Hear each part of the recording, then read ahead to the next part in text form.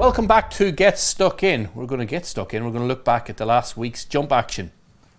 That's that done, because Jack Frost stopped it all, so there's nothing to look back on. We're all about looking forward this weekend. We've got trials weekend, 9 races at Cheltenham. We're also going to look at the £100,000 Sky Bet Chase in the company of Martin Dixon and Ben Linfoot. Ben, it's called Trials Weekend. Is it Trials Weekend? It absolutely is now, yeah. It's been a terrific pointer to the Cheltenham Festival, this Cheltenham Trials Day over the years. I think it's in that sweet spot, isn't it, about 6 weeks before the festival, and trainers like to target it. And when you look at the Cheltenham Festival winners that have come out of the meeting this century, there's 38 of them that had their last run at Cheltenham on Trials Day, so that's how much of a pointer it is. The Cleeve Hurdle's found 11 winners. That's the daddy of all the trials, if you like, and there's plenty others to go with it as well. Yeah, good stuff. And obviously, Martin, we've got the extra, the Clarence House with Ascot being abandoned last week. They've got it on. All 6 have stood their ground. Yeah, and I think the upshot of, obviously we're disappointed to lose a few of the meetings that we have lost over the last couple of weeks, but the upshot of that reduced fixture list means that we actually have more competitive, more runners in the revised races, I suppose, and in some of the other races as well. So we had 3 in the Clarence House. We were scheduled to have that at Ascot a couple of weeks ago. Now we've got 6, and with Editor, De Giet and Funambule Sivler in the field in particular added to it, they add a competition to it, and also a different dynamic in terms of the way that the race will be run, the test that it will become, and I think it's all the better for it, to be honest. Okay, we're going to talk more Cheltenham in due course. We're going to look at all 9 races, but I did mention at 3:15 on Saturday afternoon is the Sky Bet Handicap Chase, £100,000 on offer. Looks like the Paddy Power winner Galaw is going to be sent off favourite. He's trained by Jamie Snowden. Jamie, how is he? Yeah, he's in great form. We were obviously all set to go to Ascot last weekend, but the Frosters put paid to that one. So this is Plan B. But listen, we were very keen to go up in trip after the Paddy Power, and this looks a nice race for him. It does. The weights went up today, which no, it doesn't make the task any easier, does it? No, top weight obviously won't be easy. Obviously, it would have been nicer if one of the top 2 had been in there, but. Listen, that's the way it is. He's running off a mark of 150, whether he's carrying top weight or a few pounds below that, kind of probably immaterial. Hopefully good horses can carry the weight, and hopefully he can. You and the owners had good old Present View years ago, similar sort of profile. This lad's getting better. There's room for improvement in the jumping. Is that fair? I think that probably is fair, Niall. He's always been a very good jumper. When he won the Rising Stars at Wincanton, he jumped from fence to fence. He was beautiful. He jumped very well up at Aintree in the Old Roan, first time out this season. I think he didn't jump so well in the Paddy Power, perhaps because he was rushed off his feet early. It was his first run in a big field handicap. He was a very inexperienced horse for such a big race like the Paddy Power, and I think that probably just caught him out slightly over that trip. But he is a good jumper, and I'm rather hoping that the step up in trip will allow him a little bit more time to get into a better rhythm. And fingers crossed, if everything went well, you still sort of timed the dream. He still holds that entry in a Cheltenham Gold Cup, doesn't he? He does. Listen, that probably is pie in the sky. We probably are dreaming, but as you know, Niall, these early closing entries, if you're not entered, you can't run unless you supplement it at a big price. So it's probably pie in the sky. But listen, we'll see where we go on the back of obviously Saturday to where we go going forward. But you look at the likes of Imperial Commander. He won the Paddy Power. He won the Ryanair that year. He won the Gold Cup the year after. Life's about dreaming. Racing's about dreaming, and we're living that dream at the moment. Absolutely, and your horses are absolutely flying along. While I have you, should mention that's all right. You know, he goes for the Timeform Novice Handicap Chase. Yeah, that's right. So he's been he was a decent novice hurdler last year. He won a novice hurdle at Cheltenham. He's taken to fences really well. We've been running him over the minimum trip, and he won very nicely at Chepstow. Run a couple of good races in defeat at Newbury and at Doncaster. We just felt that 2 miles, now that he's gone up in class and carrying a bit more weight, we felt 2 miles was probably just catching him out slightly. So the step up in trip again for him should suit. I'd like to see him on some nice ground. I hope Cheltenham's ground is okay and not a glue pot, but certainly the step up in trip looks to suit him too. Good stuff. Exciting times at both meetings. We wish you very best of luck, Jamie, and thanks for your time. That's very kind. Thanks, Niall. Okay, best of luck with Jamie Snowden, a couple of really important runners at the weekend. He sounds bullish regarding Gala. What's your thoughts on the race overall, first of all? The weights went up £9 at declaration stage on Thursday morning. Yeah, nice race, Niall. 12 runners, and it looks really competitive, as it always is. Gala, he's an interesting horse, isn't he? He won the Paddy Power despite not getting into a good rhythm early. And normally in that race you need to get in a really good rhythm, but he made a few mistakes. He's gone up £8 for this win, which makes life tougher, but I do wonder if going another half a mile in trip's going to play to his strengths, just to help him in the jumping department. And if it does, he's obviously a massive player, and the market's found him. So I'll probably be taking him on, but fully respecting his chance. He looked a different horse this day. You see how he comes home, and as Ben said, it early on in the race wasn't in much of a rhythm, wasn't travelling as well.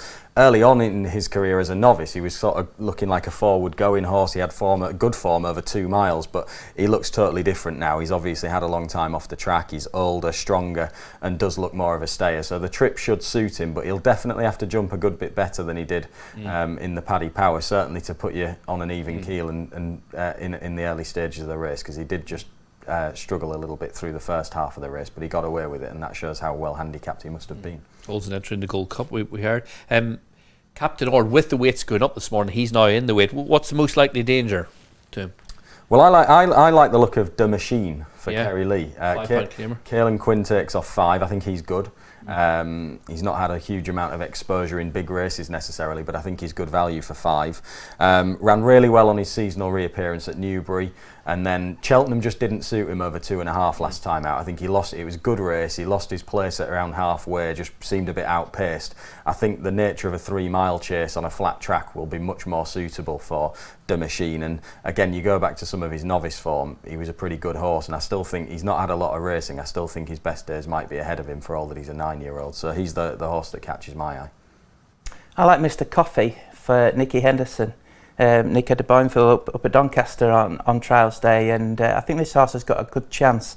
We saw him run second in the Kimura at the Cheltenham Festival when he was hampered early on, and I just think a nice, fairly big field handicap could be right up his street. The ground at Doncaster, we know it's a track that drains so well.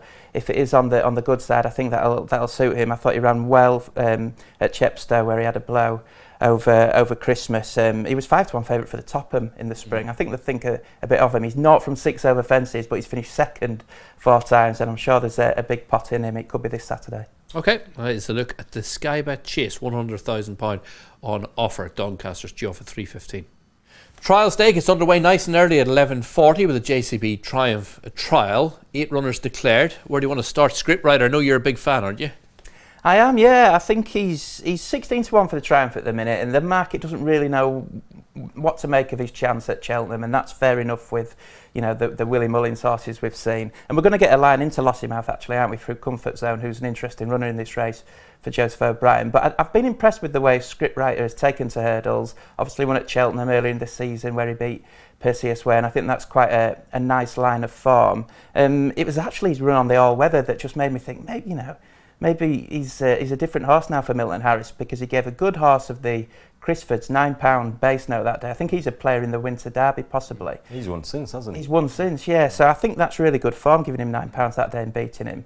So really looking forward to him returning to hurdles. It's obviously a higher grade for him, but I think he's up to it, and I'm looking forward to seeing him. Martin? Yeah, I suppose the question with him will be whether or not the ground will just be a bit too soft for him, because he's a horse with a few gears for a hurdler. I think Scriptwriter, that's a question he's going to have to answer.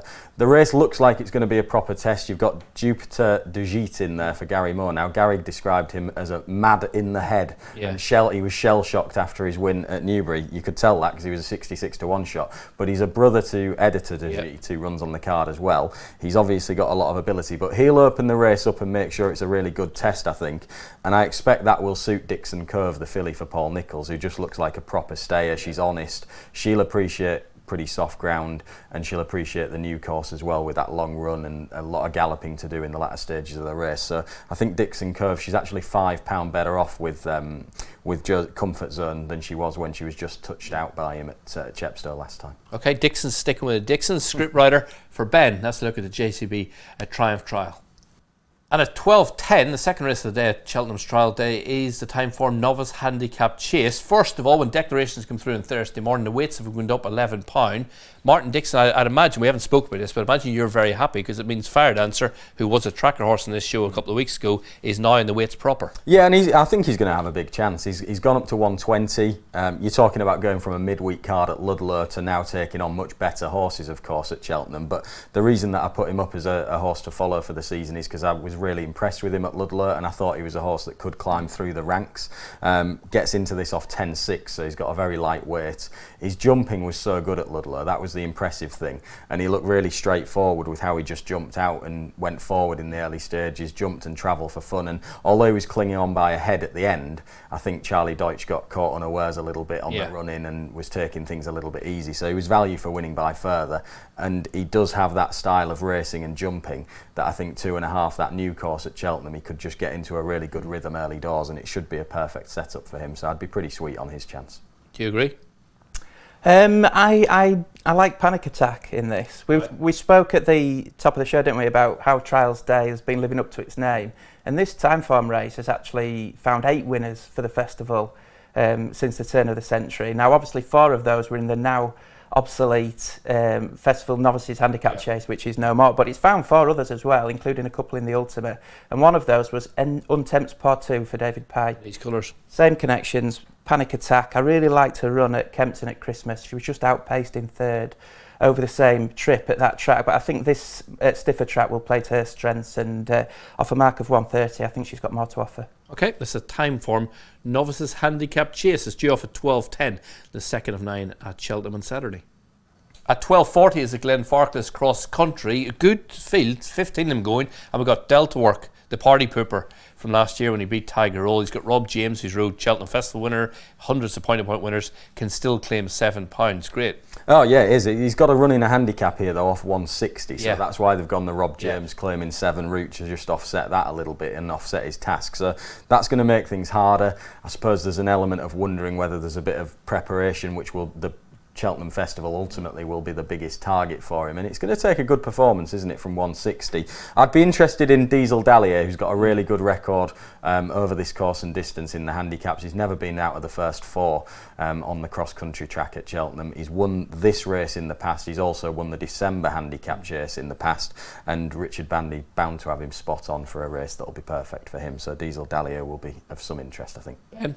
Yeah, interesting to see Delta Work. I think he's got his work cut out this weekend off that weight. We saw Gordon Elliott use this race a couple of times for Tiger Roll's prep for the cross country. So I'll be taking him on with Back on the Lash for Martin Keithley. He won this race before when it was in November off a £1 higher mark, so we know he's well treated and we know he likes the cross country course. And I thought he ran well behind Does He Know at Cheltenham over the conventional fences in November. That form's been franked by the runner-up Evers Oscar, so it looks pretty good form. So Back on the Lash each way for me. Okay, and you got previous Grand National winner Manila Times in there, Snow Leopardess. It's going to be a spectacle. It's the third race of the day, the Glenfarclas Cross Country Chase. The next race is the big race, or is it? They're all big races, but we're looking forward to the Albert Barton at Clarence House, and well done to everyone for getting it rescheduled from Ascot last weekend. And 6 all stand the ground at declaration stage. Energumene's going to be short, but deservedly so. It's a great race, isn't it?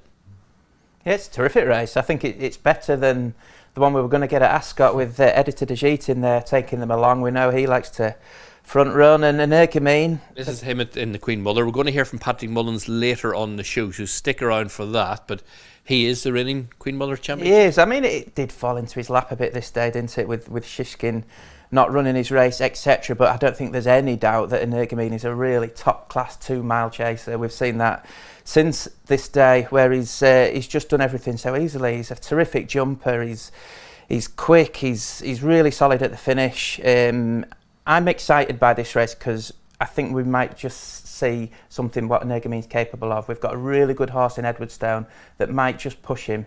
Well, I don't think we've seen a 180 rated chaser since Sprinter Sacre, have we? Nope. Energumene's officially rated 176. This season, with the 2-mile division, you've got Blue Lord in there as well. He might just be edging those sort of numbers by the spring. So I'm looking forward to this race for that reason. I think he's the best horse in the race. I think he'll win. I think Edwardstone's going to be better than he would have been at Ascot at Cheltenham. We saw how powerful he was up the hill in the Arkle And I think he'll run well, but I don't think he's as good as Energumene. And that's the thing, Martin. You got Queen Muller winner and an Arkle winner. It's great. Oh, it's a fantastic race, and you've got the first two in the betting, clear first two in the betting for the Champion Chase, taking each other on at this stage of the season, which is almost unheard of. It doesn't very often happen. By the time you get to sort of late January through February, they tend to shy away from taking each other on, but that's not the case here. Let's have a look at Edwardstone if we can. Obviously, we know what happened last time out. This was the Tingle Creek. Yeah. How good is he? He's a very good horse, and still a progressive horse, I think. On every chase start, pretty much, he's increased his rating. This was by some way a career best performance. I think the race teed up nicely for him. They went hard, and Grenadine stayed with him for a long way, having been more prominently ridden, and was probably getting a little bit tired. So I think he did get a good enterprising ride the way that this race went, but still a very high class performance from him, but I don't think still quite in the same league as what Energumene's sort of body of evidence suggests what he's up to. We know how good Grenadine is around Sandown. He's a really good horse around Sandown, so I thought that was a really good performance from Edwardstone, but this is just a different level. The final point, I was on here a couple of weeks ago saying that Grenadine for the Champion Chase was a good bet, in my opinion, anti-post, and I stand by that, and I think that now is the time to take advantage of it, because I'm pretty sure that whatever happens, well, look, if they have a ding-dong battle up the running at Cheltenham and Energumene and Edwardstone, the prices might not change too much, but there's a possibility that if one blows out or Energumene goes and wins by a wide margin, shows that he's way too good for Edwardstone, there's a chance that those two dominant horses in the anti-post market, that changes quite significantly, and it opens the door for one of the horses at bigger prices, like I say, Grenadine, at sort of 16s and 20s, to really shorten up, because we know that will be his target. And you've got more evidence there on the table that'll split those two at the top of the betting apart maybe a little bit more, or change things around. Another runner, because you've 6 runners, and Energumene goes forward, so does Energumene. We can watch him in action as well. Like at Kempton, I think he's better going left-handed as well. I think if you take this literally, he's a player, isn't he? Or not? Well, he is. I mean, obviously Edwardstone, was it the 5th fence he departed this day, so who knows what would have happened if he'd stayed on his feet. But this was a clear career best performance from Editor de G, and we know how well he handles Cheltenham as well. I think he's a key player in the race, just because we know he's going to go out in front. I think that's going to set it up for Energumene, to be honest. I think he's going to get a lovely toe into it, and class will tell up the hill would be my way of reading it. Yeah, it tees it up perfectly, doesn't it? Because we are likely to get that strong gallop that you want in a high class race like this, that enables the race to get properly strung out, be a proper test of jumping and stamina, as any jumps race really should be, and what you hope for. And at the end of it, we should have a proper answer as to who the best 2-miler around is, pretty much. So it's an exciting race to look forward to. It's got the right sort of setup to it. I'm with Ben. I think Energumene will end up sort of showing his true class and what he's capable of, and maybe even increasing his rating under these circumstances from what it is at the moment, and 176. Yep, looking forward to that as a look at the Clarence House. 6 of them going to post. And at 150, got a big field, 17 standard ground for a 2.5 mile handicap chase here. We're still waiting for betting to come through properly. What catches your eye? Well, I think Fugitive will probably be market leader, but I think he deserves to be, Niall. And in a big field handicap like this, they're not going to be betting really short about the favourite. And I think he will get shorter, actually, sort of over the next 48 hours, Fugitive. He hardly came off the bridle to win at Chepstow last time out. He's got good course form over 2 miles at Cheltenham, but 2.5 looks his trip nowadays. He's improving, and he's gone up £10 admittedly for Chepstow, but I think a similar type of performance, if he's in that form again, he's unlikely to be getting stopped by a £10 rise in the weights. So I think Fugitive could be pretty hard to beat in this. Ben? I'm interested to see how Your Darling runs for Ben Paulin. He's one of many horses that have benefited for the switching stables to the golf course, and when he came out at Ascot on his first run of the season, he absolutely hosed up off a mark of 123 in a handicap over a similar distance to this, 2 mile 5 furlongs, jumped and travelled brilliantly that day, like he was way ahead of his mark. Now he's been beaten since over 3 at Kempton, but I think dropping back in trip, we're going to see him in a better light, and if they want to get him in those handicaps like the Plate at the festival, he probably wants to be winning this or going close to winning it. So I think he's an interesting runner. Yeah, he's got a nice race and weight. Yes, a wide open big field handicap, looking forward to it. At 2:25 on Saturday, we get the Paddy Power Cotswold Chase. 6 of them go to post. You get last year's Grand National winner, Noble Yates. He can still climb the ranks. You get the Betfair Chase winner in Protektorat, another one for the Skeltons. And I caught up with Harry Skelton, asked him how he is. Yeah, he's in good form now. Been very happy with him. Had a good break since the Betfair, which was, always the plan to go there first time out. But no, we're happy with him. It's like your brother's been so clear, hasn't he, after Haydock? This is the plan, this is where he's going. And the field's really stood up. It looks a proper trial, doesn't it? Yeah, it does for sure. Obviously, plenty of, decent horses in there. Good race in its own right. But I think, the Betfair was a grade 1 and he was very ready. We made no secret of that. I think just going into this race, I think there is a little improvement to come off the back of this. Wouldn't probably have been quite as hard on him, in his training as he was going into the Betfair. So I think there's a little bit to work with, hopefully. But it works nicely, this race, going into the Gold Cup. I think it's 5 weeks between the two, so that should just be perfect for him. And Harry, all the winners are great and champion jockey, etc. But for you and your brother to have a live Cheltenham Gold Cup, it's really exciting. Yeah, massive. To have a proper live contender for a Gold Cup. Ran very well in the race last year. Definitely improving horse as well. But no, this, you always sort of, when you start out, this is where you want to try and aim to get to. So to have a horse like him's, massive for the yard, I mentioned a couple more. Cleeve Hurdle, Molly's Ollie's Wishes, again another superstar she's been for you. Yeah, she's been a great mare for us. Won well and tough up at Wetherby. But she had a nice break since her last run around Kempton. I think she just probably put a lot in it up at Wetherby that day and just took it out of her a bit. But she's had a nice break since then. Look, if we can pick up some money here, looks a good race. But she owes us nothing. She's a good mare. She gets the mare's allowance, and she's in good form at home. So see how we get on. And Pembroke up in trip and having to go from Ludlow to having to go to the Ballymore at Cheltenham at the weekend. What's your thoughts? Yeah, he's a horse we've always liked. He did it well at Ludlow and up at Wetherby. It's definitely a work in progress. He's getting better.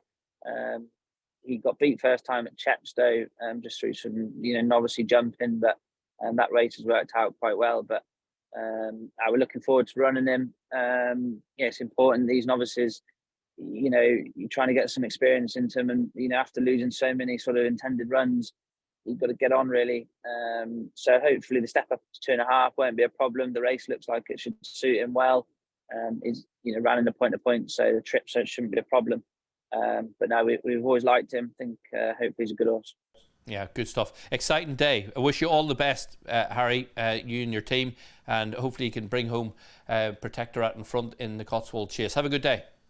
Skeltons once again a host of chances at the weekend. Protektorat, I love the way the Skeltons go. We were working this day at Haydock together, Martin, when afterwards, you remember the winners enclosure, Dan Skelton was like, Cotswold Chase next, this is where he's going, on the Gold Cup. Yeah, they knew exactly what the route would be, didn't they, and they're sticking to it. Look, you can't knock the horse, can you? He's still getting better. It didn't put a foot wrong at all the way through the Betfair Chase. He looked the winner down the back straight and he saw his race out really strongly. He's obviously got good form at Cheltenham in the past. There's very few holes to be picked in him. It's a really good race, isn't it? Just more generally speaking. Again, it's a race that has benefited from other races being abandoned over the last couple of weeks and horses having less opportunities and just the hand being forced a little bit more to come here. So we've got a Frode on, we've got Sounds Russian who might have run. Noble Yates wasn't initially the plan, was it? But he's here now. So it's a better race for the fact that there's been a few less fixtures recently. Let's have a look at Noble Yates. Do you have to go back to Looks Like Trouble? I'm trying to think the last horse to win this, to win a... You do, Niall, yeah. The last Gold Cup winners come out of this was Looks Like Trouble in 2000. Out of the many clouds? Out of the Cotswold Chase. Out of the Cotswold Chase, I think this is by far the strongest renewal for a lot of years. Yeah, when you look back over the last 20 years, there's been quite a few weak renewals of the Cotswold Chase, hasn't there? But this looks a proper one. And this performance this day... He sprints down the last Noble Yates. I don't know what to make of it, Martin, because 3 out, I didn't fancy him, and then he's absolutely bolted up. And I sort of want to see this type of performance again. Well, I do believe it, but I want to see him do it at Cheltenham. Because he's never performed around there. I know he's only had one run in a handicap. Yeah, of course. He's got that to prove. That's the biggest doubt for me. I mean, it's just whether he'll really handle the undulations and the fences at Cheltenham and the test that track provides. I think is a genuine query still, isn't it?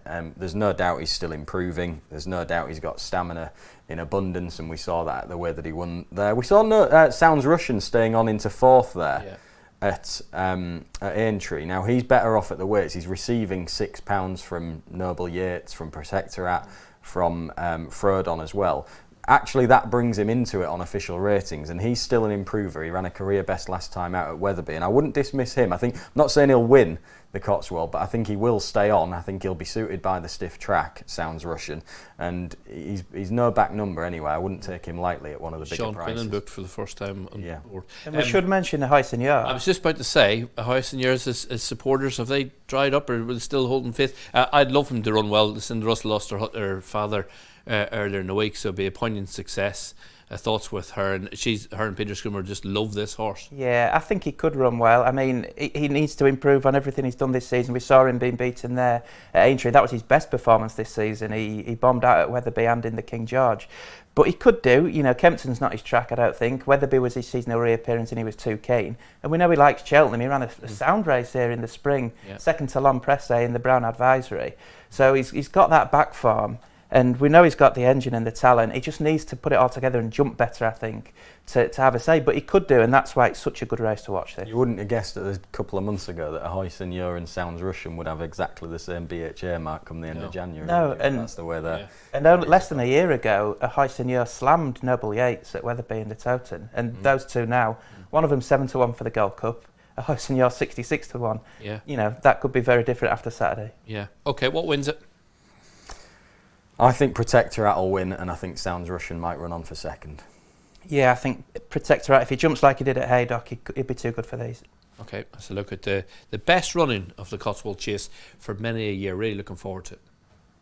At 3 o'clock on Saturday, we've got the Cleeve Hurdle, and where else to start but good old Paisley Park. And I know when this show was a couple of weeks ago, you were putting them up as a proper runner for the Stairs once again. Yeah, no reason to think he shouldn't be, to be honest. This ideal preparation sort of run into it, isn't it? Ideal timing, I think, between what ended up being Kempton and now this race at Cheltenham. We know the track suits him. He's the best horse in the race by £10 plus, I think, in advance of everything else in this field. There's plenty, understandably, that are willing to sort of have a pop at taking on a veteran that might fancy their chances a little bit, but he does look the horse to beat. I think his form is consistently strong, isn't it? And he's been mixing it with the best stayers around for the last 2-3 years now on a regular basis, and even more regularly over the last 12 months. He's sort of delivering pretty much every time he hits the track. So I saw earlier he was just a shade of odds against. I think that's very fair, to be honest with you. He's the best horse in the race. You can fully expect him to give his running under these conditions, and looking at the opposition, I'm struggling to see one that can improve £10 and get to him, to be honest. I'm not sure it's going to be well run. Dashel Drasher, he goes forward, but he's not confirmed to stay up the hill properly, so I can't imagine he's going to go quick.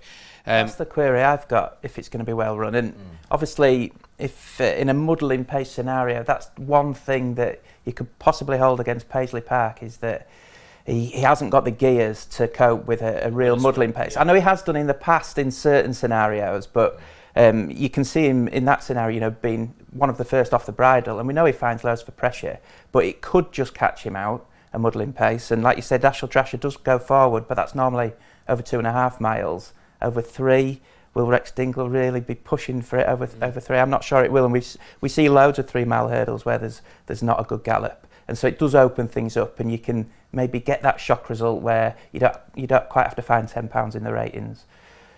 So I think I might be back in Molly Ollie's wishes with that in mind, because she was trained for last weekend for Ascot and Lingfield, both meetings called off. She's ended up here, and I think she's the sort of horse that could cope with a muddling pace scenario, because she likes to go on the front end. She's proven over 2.5, probably better over that sort of distance. But I think she might just make a step up this weekend.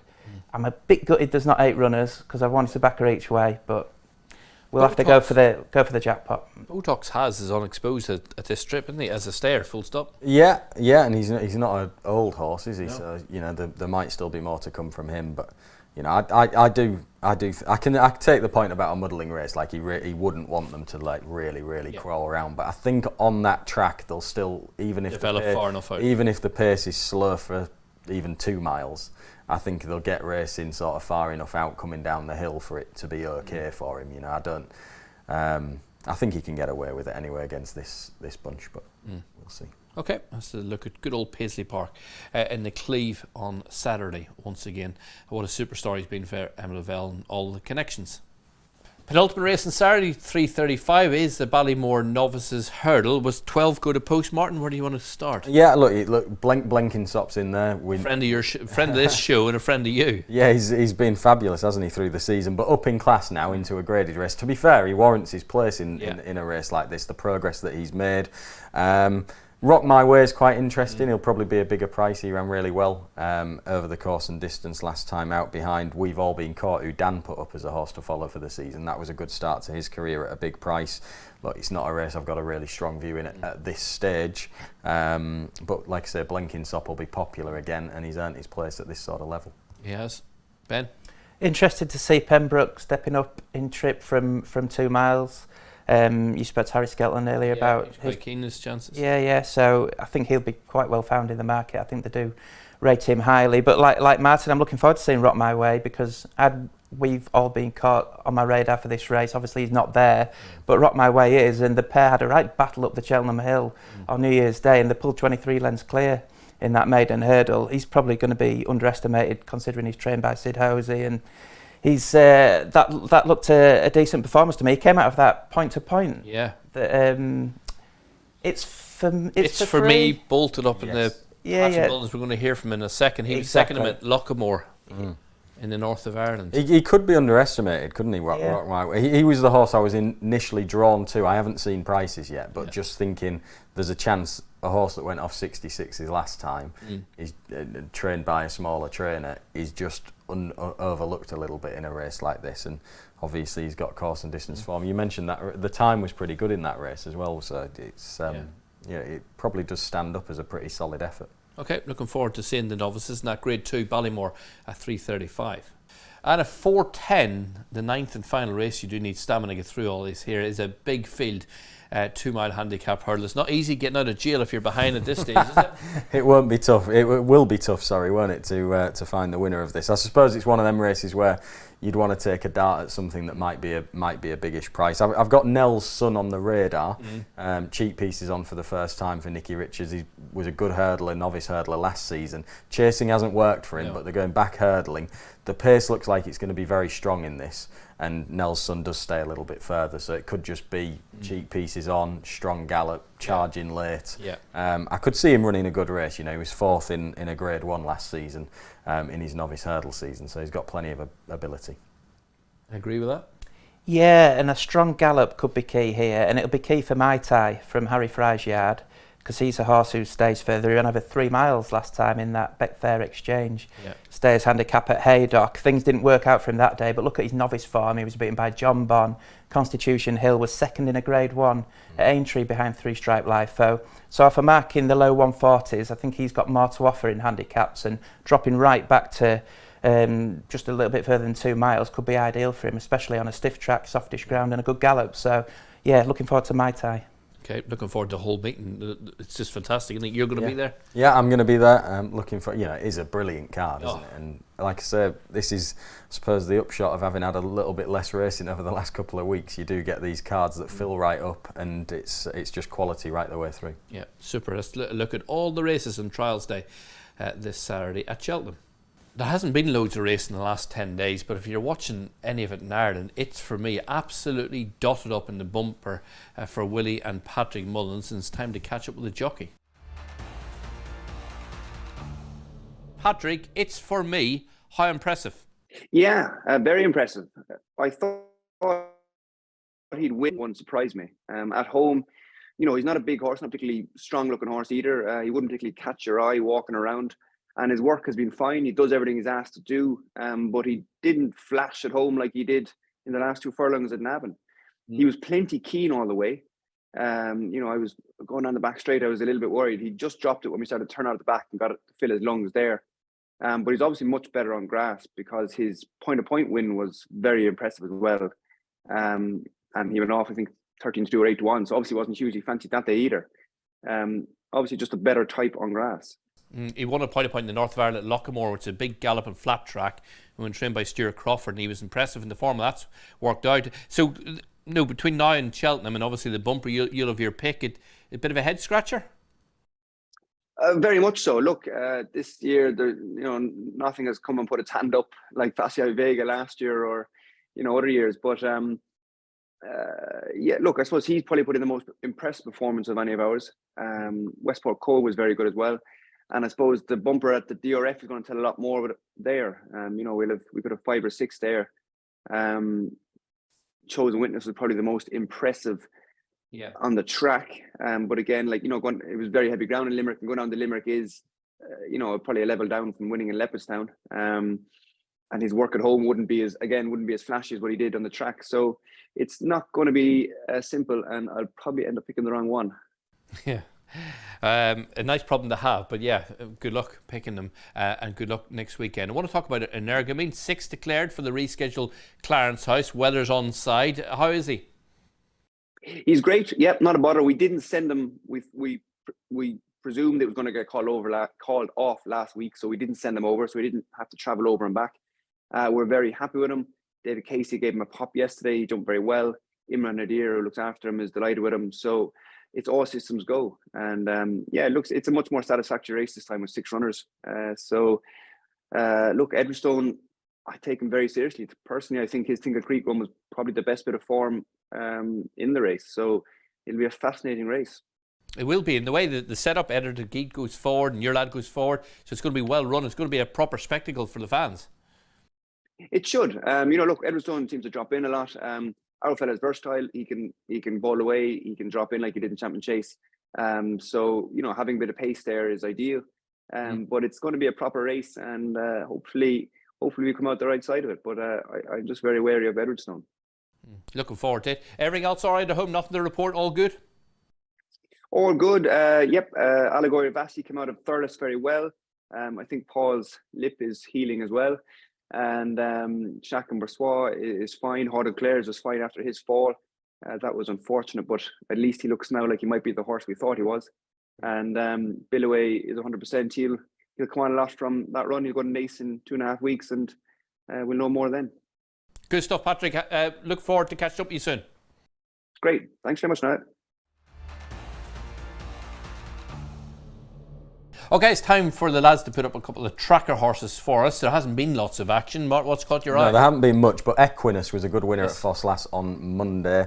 First starting a handicap, he won well in the end. He admittedly was the beneficiary of a last flight error from White Hot Chili filly, but still a good performance from him. Showed a good attitude, loved the step up in trip. He'll stay further again, Equinus, and like most horses that I've been putting up on the tracker, I think not just one for next time and next month, probably one for the whole of the next 12 months really. I think a horse that can really progress plenty from his start point in handicaps. Ben? Well, there's not been much at all now, Lester. Can I go back 2 weeks? You can. Is that allowed? As long as it wins going forward, we're not bothered. Well, it was Samuel Spade who finished second in the Chatteris Fen at Huntingdon a couple of weeks ago for Ben Pauling, and I think he's a real handicap project, this horse. He just looks to be really learning with the game. I think it's an education, his first couple of runs really. He was held up in this race and came through quite powerfully for second. He's had 2 runs now. He'll need 1 more to qualify for the Fred Winter, but I think that's the sort of route that Ben Pollen will be taking with this horse, and I think a big field handicap's going to really suit him. Okay, there's a couple of tracker horses to keep an eye on in the coming weeks and months for the season ahead. Okay, let's get the lads' best bets for the weekend. Start with you, Martin. I'll give you a couple. Recording just before prices come out. So the 2 horses I'll definitely have on the radar anyway.